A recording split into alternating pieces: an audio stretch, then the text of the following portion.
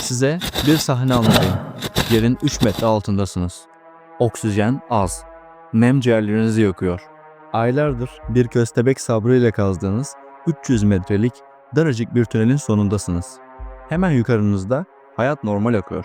İnsanlar işe gidiyor, kahve içiyor, faturalarını ödüyor. Ama siz Ankara'nın göbeğinde devletin en büyük bankasının zeminini milim milim deliyorsunuz. Ne bir kamera kaydı var, ne bir tanık, ne de tek bir parmak izi. Geriye kalan tek şey delinmiş bir zemin. Açılmış 300 kasadan sadece 11 tanesi ve yerde yanlışlıkla unutulmuş küçük bir askeri pusula. Polis içeri girdiğinde gördüğü manzara karşısında şoka girdi. Çünkü bu bir hırsızlık değildi.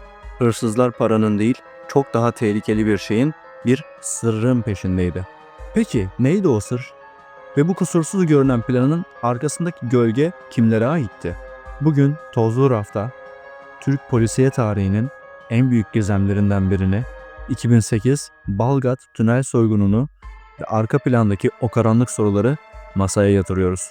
Hazırsanız kazmaya başlıyoruz. Hikaye 7 Temmuz 2008 sabahı başlıyor.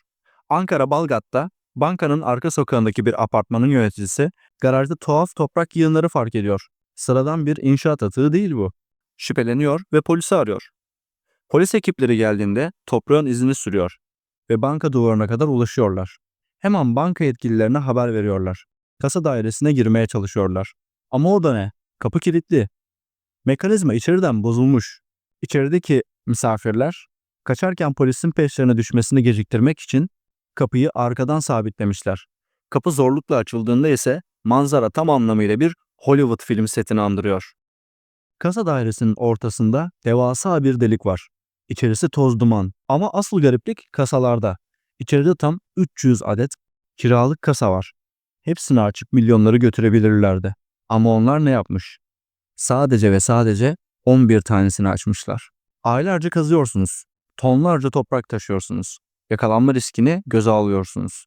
Ve sadece 11 küçük kutuyu alıp gidiyorsunuz. Mantık burada devreye giriyor. Bir hırsız girdiğinde her şeyi alır. Görevli girdiğinde sadece emredileni alır. Polis tünele girmek istiyor ama nafile. Soyguncular çıkarken tüneli arkalarından kontrollü bir şekilde çökertmişler. Gaz bombası atılıyor, su basılıyor. Tünelin ucu bir türlü bulunamıyor. Sonunda belediye ekipleri arka sokaktaki kanalizasyon hattını kazınca gerçek ortaya çıkıyor. Bakın burası çok önemli. Bu tünel rastgele ya tutarsa diye kazılmamış. Kanalizasyon hattından girip tam 200 metre ilerlemişler. Sonra sağa dönüp 55 metre daha kazmışlar. Ama dümdüz değil. Sağa ve sola 90 derecelik açılarla milimetrik hesaplarla ilerlemişler. Bu ne anlama geliyor? Bu kişilerin elinde bankanın sadece adresi değil, zemin etüdü, mimari planları, hatta kanalizasyon şebekesinin haritaları vardı. Yerin 3 metre altında GPS çalışmazken bu kadar kusursuz bir yön bulma yeteneği nasıl mümkün olabilir? İçeride bulunan malzemeler ise bu işin ciddiyetini kanıtlar nitelikte. Metan gazından zehirlenmemek için oksijen tüpleri, tünel çökmesin diye özel hazırlanmış ahşap tahkimatlar ve ses çıkmasın, toprak taşınırken gürültü yapmasın diye zemine serilmiş halılar. Polis tünel enkazında bir pusula buluyor. Belki de bilerek bırakılmış bir imza. Pusulanın markası araştırıldığında ilginç bir bilgiye ulaşılıyor. İthalatçı firma bu modelin yerin altında bile manyetik alanlardan etkilenmeden yön bulabildiğini ve Türkiye'de bu ekipmanın sadece özel kuvvetler envanterinde bulunduğunu belirtiyor. İş artık basit bir banka soygunu boyutundan çıkıp askeri bir operasyon şüphesine dönüşüyor. Peki ya o 11 kasa? Sahipleri kim?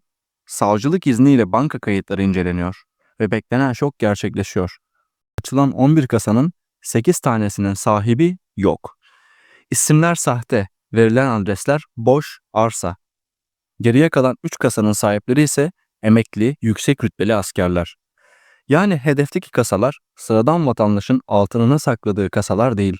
Hayalet kişilerin ve askerlerin özel eşyalarını, belki de belgelerini sakladığı kasalar.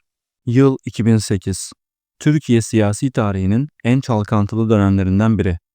Ergenekon operasyonları başlamış, dalga dalga tutuklamalar yapılıyor, Her yerden gizli belgeler ve mühimmat çıkıyor. Tam bu kaosun ortasında Ankara'da askerlerin kullandığı iddia edilen kasalar patlatılıyor. O dönem soruşturmayı yürüten polislerin raporlarına ilginç bir detay daha düşüyor. Bu soygun 2008 yılında vizyona giren The Bank Job filmiyle birebir aynı yöntemlere sahip. Filmde ne oluyordu hatırlayalım. İngiliz istihbaratı MI5 bir bankadaki kiralık kasada duran şantaj kasetlerini ele geçirmek için hırsız kiralıyordu.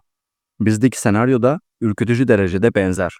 Birileri o kasalarda saklanan belgeleri savcıların eline geçmeden temizlemek mi istedi? Yoksa tam tersi, o belgeleri ortaya koyup bir operasyon hazırlığı mı yapıldı? Bu soruların cevabı o dönemin yargı ve polis teşkilatındaki karmaşık ilişkiler ağında kaybolup gitti. Dosyanın üzeri örtüldü. Failler asla bulunamadı. Ortada 300 metrelik bir mühendislik harikası tünel, askeri bir pusula ve buhar olup uçan bir ekip var. Çalınan para mı? Bugünün parasıyla belki 10-15 milyon lira. Böyle maliyetli ve riskli bir operasyon için çerez parası diyebiliriz. Bu da bizi tek bir gerçeğe götürüyor. Hedef para değildi. Hedef o 11 metal kutunun içindeki kağıtlardı. O kağıtlar kimin canını yakacaktı ya da kimi ipten alacaktı? Bunu asla öğrenemeyeceğiz. Ama bildiğimiz bir şey var. Gerçekler bazen yerin 3 metre altında sessizce saklanır. Bu dosyayı şimdilik rafa kaldırıyoruz. Ama unutmayın, gerçekler karanlıkta kalmayı sevmez. Bir sonraki gizemde görüşmek üzere. Merakla kalın.